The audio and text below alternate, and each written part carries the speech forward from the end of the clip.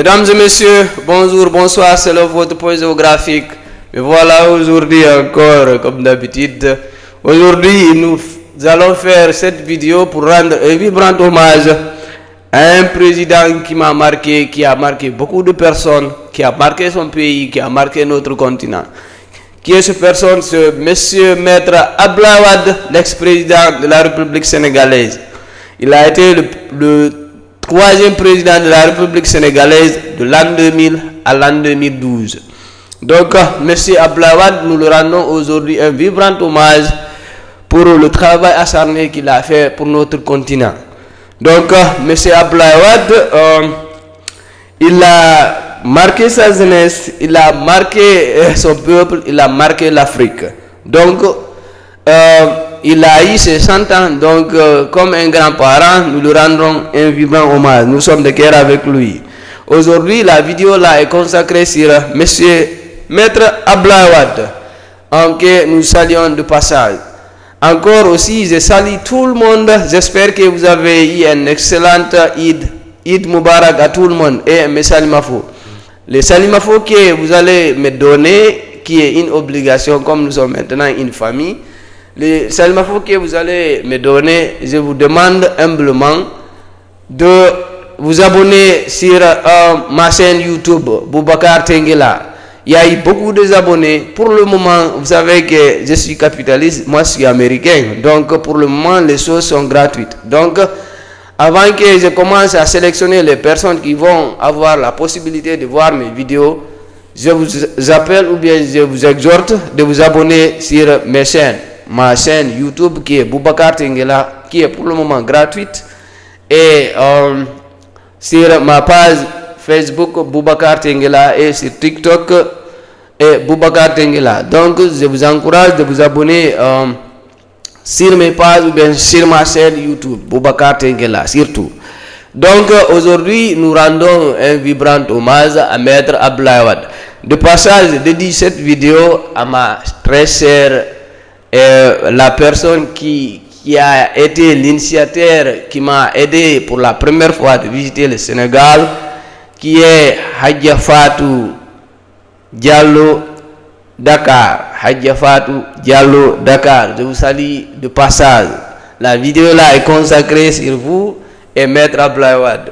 Donc, Maître Abdoulaye Wade, nous allons l'écouter. Là où il a essayé de parler l'importance, ou bien il essaie de galvaniser la jeunesse pour travailler. Nous allons l'écouter maintenant, enseigner avec la citation et donner de façon brève sa bibliographie ou bien sa biographie avant d'entamer un point spécial là où il a initié qui m'a beaucoup marqué pour la jeunesse sénégalaise, que j'espère que d'autres jeunes ou bien d'autres pays du continent vont s'inspirer pour lutter contre l'immigration irrégulière qu'on appelle plus souvent immigration clandestine ou bien clandestine. Donc essayons d'écouter Maître Abdoulaye Wade.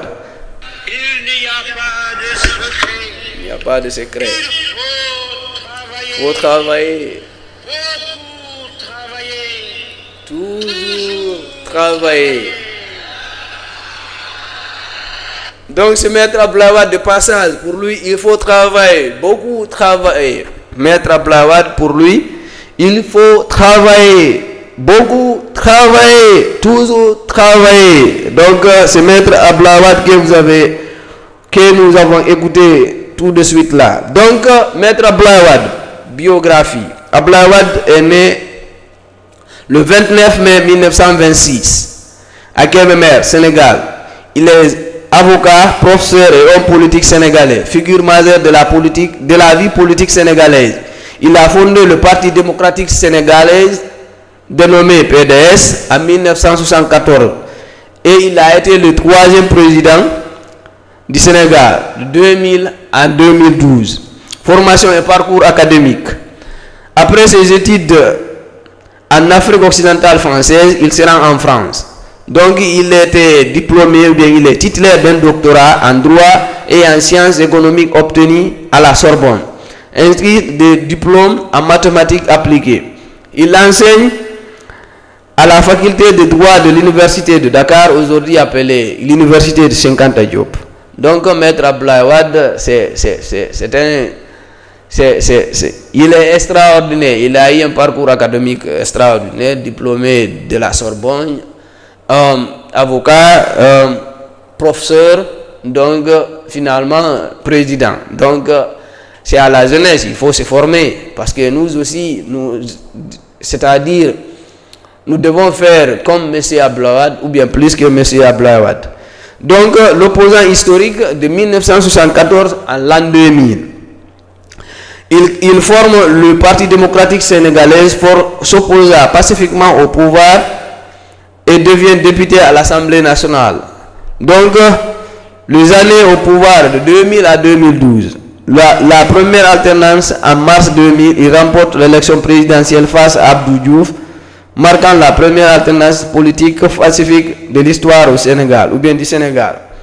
Mandat et réalisation. Maître Abdoulaye Wade, durant ses mandats, il lance de vastes projets d'infrastructure et aménagement, autoroutes, nouvel aéroport qu'on appelle aujourd'hui l'aéroport de Blaise Diagne ou bien Dias, aussi le monument de la Renaissance africaine que je vous invite à visiter une fois vous passez au Sénégal. Donc toutes ces réalisations-là, c'est Maître Abdoulaye Wade. Durant ce mandat, il lance d'autres projets que aujourd'hui je vais citer comme référence pour la jeunesse. Avant d'entamer le programme qui me marque ou bien qui m'a marqué de plus, je vais donner quelques citations que Maître Abdoulaye Wade a données. Là où il disait pour lui, je préfère la jeunesse de mon pays aux milliardaires de l'étranger. Aussi, il ajoute, il dit, assumer l'histoire quelle qu'elle soit. Donc, pour lui aussi, la liberté, c'est conquérir chaque jour. Là où maintenant, vous venez d'écouter avec moi l'audio là où il disait, il faut travailler, toujours travailler, encore travailler, beaucoup travailler. Donc, il faut travailler. Donc, maintenant, nous allons essayer le centre de notre vidéo, ou bien le programme spécial qui regarde aujourd'hui l'Afrique, que beaucoup de dirigeants invitent les dirigeants responsables et conscients de la jeunesse africaine, malgré je sais que je ne pense pas la façon dont fonctionnent nos présidents nous prouve à l'échéance qu'ils pensent à nous ou bien ils pensent à notre devenir. Car depuis combien d'années le tragédie se passe au Méditerranée? Quel est le président ou bien quel est le gouvernement de l'Afrique qui a une fois appelé ou bien consacré une édition ou bien une espèce de conférence spéciale concernant sur le désastre qui se passe à côté ou bien c'est-à-dire à côté du Méditerranée? Quel pays pour une première fois a eu l'initiative d'organiser, de penser de comment faire face à l'immigration clandestine? Il y a eu combien de morts, combien de vies perdues? Quel est le gouvernement de l'Afrique subsaharienne, de l'Afrique en général, qui a pensé sur ce sujet? L'esclavagisme en Libye. Quel est le président, quel est le gouvernement qui a eu l'initiative de condamner ce qui se passe en Libye, ce qui se passe au Maroc, ou bien ce qui se passe au Maghreb? Quel est le président en Afrique francophone, ou bien en Afrique en général, qui a une fois, lors d'une espèce de colloque de soi-disant leur défilé de mode au niveau de l'Union africaine, ou bien au niveau de la CEDEAO, pensé sur l'immigration, ou bien sur ce qui décime la jeunesse africaine? Ça ne le regarde pas. Mais bon, je ne le blâme pas parce que pour moi, c'est des sous-préfets. Donc un sous-préfet ne peut pas prendre ses propres initiatives pour le bien-être de son pays. C'est ce qui fait qu'il y a eu pas mal de tragédies, mais personne n'en parle. Seulement pour une première fois, on peut tout dire de Paul Kagame. Pour la première fois, ou bien c'est lui qui a été le premier à penser sur le sujet de l'immigration clandestine. C'est lui qui a eu l'initiative d'accueillir, même si je ne sais pas si il n'a pas été poussé par certains, je ne sais quoi, mais quand même, Paul Kagame a eu l'initiative d'offrir une espèce de sens aux immigrés qui se passent, ou bien aux immigrés qui tentaient de rejoindre l'Europe. Seulement Paul Kagame. Le reste, ça ne le regarde pas. Maintenant, ce sont ces mêmes soi-disant dirigeants-là, quand il y a eu tragédie en France, c'est ces mêmes moutons-là qui partaient en France là-bas pour faire le défilé de mode, je ne sais quoi, hommage à tel, hommage à tel. Mais c'est du n'importe quoi. C'est du n'importe quoi. Qui pense à la jeunesse africaine? Seulement Paul Kagame. Maintenant, avec Maître Abdoulaye, il avait initié une espèce de projet pour la jeunesse, pour au moins lutter contre la tragédie ou bien les tragédies qui se subissent aux côtes ou bien au long des côtes de l'Afrique. Donc, le président Abdoulaye avait lancé le plan REVA comme une réponse stratégique au chômage des jeunes, à l'immigration clandestine et à la désertification des campagnes. Au Sénégal, communément appelé l'exode rural. Les sigles REVA signifient le plan que Maître Abdoulaye avait initié. REVA signifie retour vers l'agriculture. Le président Abdoulaye considérait que l'agriculture devait redevenir un moteur de développement économique et social.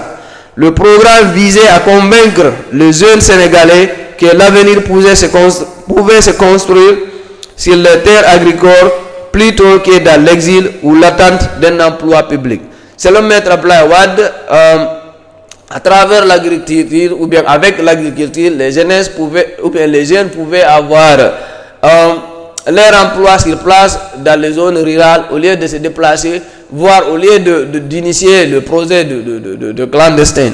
Donc, le programme visait à convaincre les jeunes Sénégalais que l'avenir pouvait se construire sur terre agricole plutôt que dans l'exil ou l'attente d'un emploi public.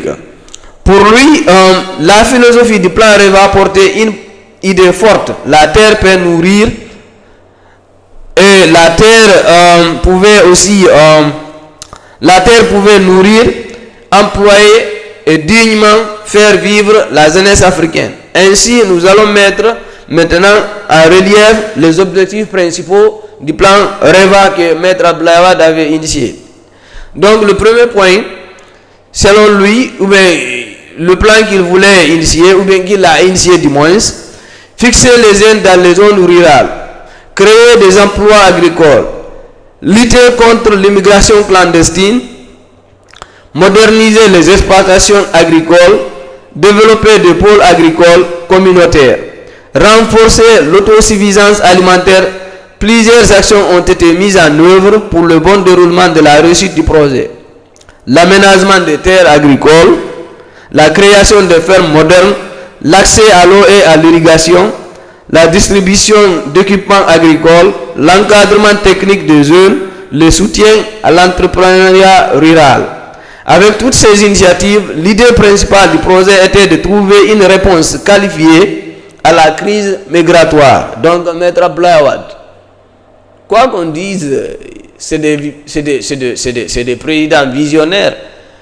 Jusqu'à aujourd'hui, si on applique la stratégie ou bien le plan REVA de Maître Abdoulaye Wade, on peut éviter beaucoup de tragédies.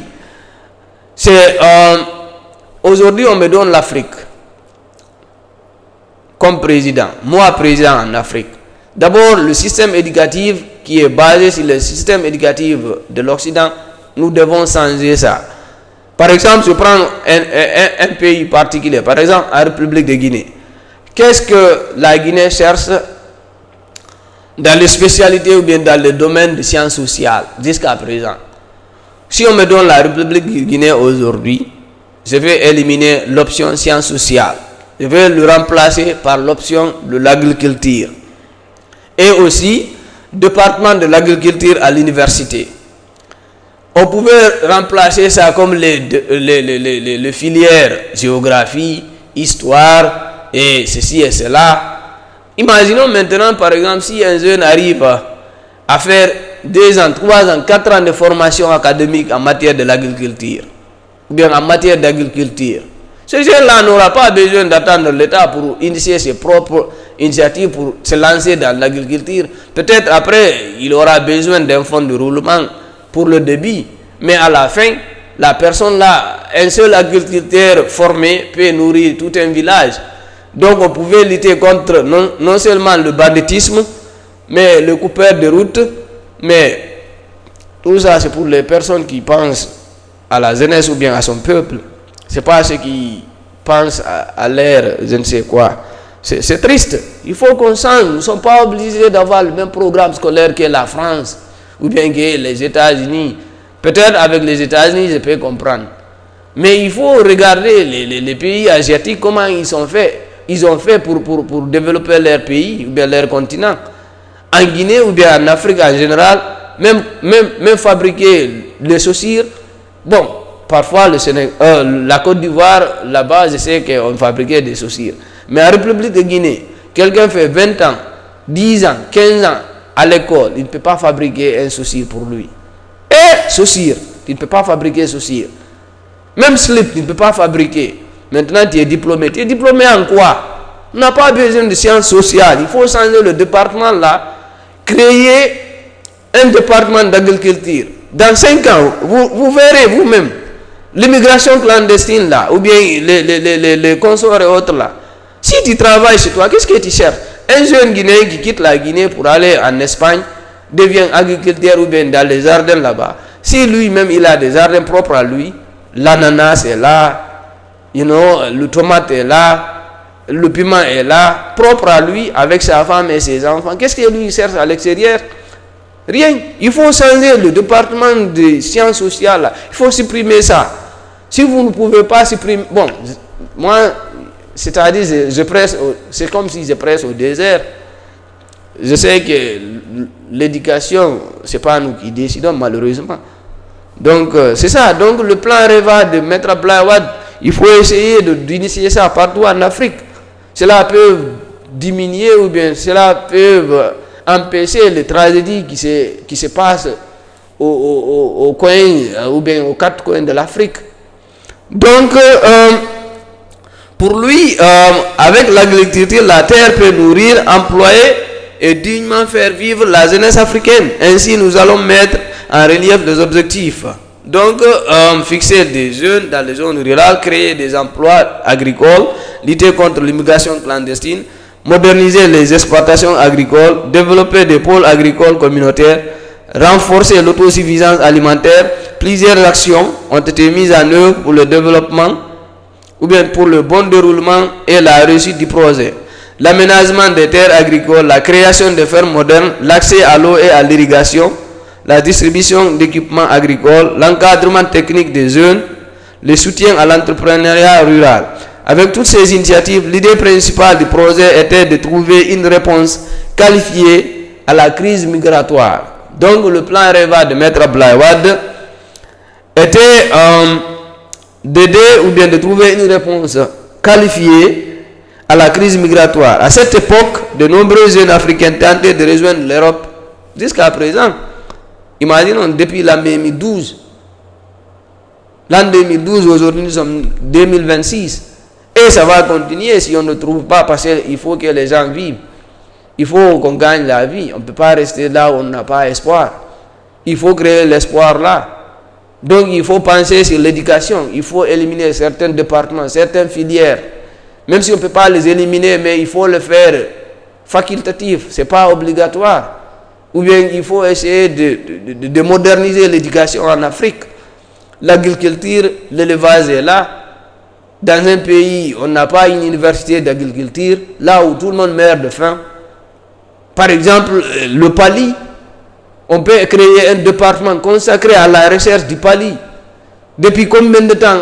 Qu'est-ce que vous attendez jusqu'à présent pour trouver la solution du Pali?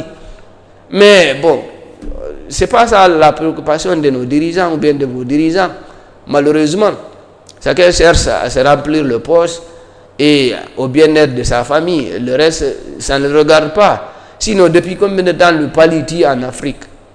Il faut attendre encore que l'INSEF vienne ou bien le soi-disant Nations Unies vienne pour vous dire, pensez comment remédier le Pali. ou bien comment trouver le vaccin contre le pali, ou bien comment trouver les médicaments contre le pali. Chacun se débrouille. Tout le monde, à chaque instant, si quelqu'un tombe malade, oh pali, tu te débrouilles toi seul. Si tu meurs, tant pis pour toi. L'État n'est pas là. C'est triste. Donc le plan REVA apparaissait alors comme une réponse économique et sociale, offrir une alternative à l'immigration. Le programme a suscité beaucoup d'espoir et permis certaines réalisations, mais il a aussi rencontré des difficultés comme insuffisance des infrastructures, résultats jugés limités par certains observateurs. Malgré cela, le plan REVA demeure associé à la vision volontariste de Abdoulaye Wade sur la valorisation de la jeunesse, le développement rural, la souveraineté économique, la dignité par le travail. Donc ce projet était une tentative de réconciliation concrète entre la jeunesse sénégalaise et la terre africaine. Donc, aux chers dirigeants du continent, essayez vous aussi de trouver une réponse face à la crise migratoire. Donc, le plan REVA que Maître Abdoulaye Wade avait initié, vous pouvez vous inspirer. Donc, pourquoi jusqu'à présent, en Afrique, particulièrement en Afrique francophone, on associe notre éducation et l'éducation de l'ancien colonisateur? Pourquoi faire? Pourquoi prendre 53 ans étudier la géographie? Pourquoi prendre 53 ans étudier l'histoire? Si à la fin ça ne sert à rien. Aujourd'hui nous avons Google. Si tu veux savoir l'histoire de l'Amérique, tu peux aller sur Google. Il n'y a pas besoin de rester à l'école et étudier ça. Il faut au moins me montrer comment on fabrique une chaussure, ou bien comment on fabrique un vélo, ou bien un vélo du moins, comment on fabrique même le casquette que je porte là, de façon industrielle. Il s'agit de ça. Mais jusqu'à présent, tourné 3 ans à l'université, j'ai fait histoire. Avec l'histoire, qu'est-ce que tu peux faire pour nourrir ta famille? Si ce n'est pour enseigner ou bien aller enseigner. Donc, essayons de changer ça. Pour moi, pour le moment, nous devons faire stop à sciences sociales en Afrique francophone. Si tu veux étudier ou bien apprendre sciences sociales, ça n'engage que toi. On peut avoir certains programmes, mais il faut changer le département de sciences sociales par un département d'agriculture ou bien par un département de l'élevage. Je sais qu'ils vont me dire, oh, il y a vétérinaire, consort et autres. Ça. Il faut moderniser ça. Alors, il faut valoriser ça. Ok, il faut libéraliser, il faut libérer les gens. Il ne faut pas former des sommaires, à chaque génération des sommaires. À la fin, qu'est-ce que les gens là deviennent? L'agriculture, tu n'as pas besoin de l'État, tu n'as pas besoin qu'on te donne une espèce de diplôme. Non, non. Tu as même 6 mois de formation en agriculture, ou bien 1 an, 2 ans, tu peux faire gagner ta vie et faire ta vie avec ta famille. Donc, il faut qu'on sente ça. Donc, aujourd'hui, la vidéo est consacrée au centenaire de Maître Abdoulaye Wade. Donc, je vous remercie et je vous dis salut ma foi. Encore, n'oubliez pas de partager les vidéos, de vous abonner. Chaque jour est une vie. Travaillons à la beauté des choses. Soyons un Wade ou bien soyons comme Maître Wade ou bien plus que Maître Wade pour changer le devenir de notre continent. Je vous remercie. Bonne soirée à vous.